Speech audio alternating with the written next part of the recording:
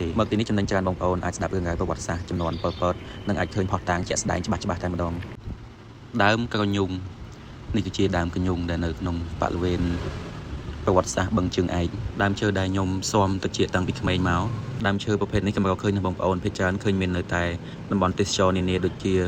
ប្រាសាទអង្គរវត្តភ្នំតាម៉ៅឬក៏មជ្ឈមណ្ឌលកន្លែងពូជសាសន៍បឹងជើងឯកជាដើមសម្រាប់បងប្អូនឬក៏ក្មេងៗចំនួនក្រោយដែលចង់ឃើញដើមនេះអីគឺងាយស្រួលទេនៅក្នុងបរិវេណបល្ល័យពូជសាសន៍បឹងជើងឯកទីក្រុងភ្នំពេញអាកាសនៅទីនេះគឺស្ងប់ស្ងាត់ឮតែសំឡេងសត្វយំ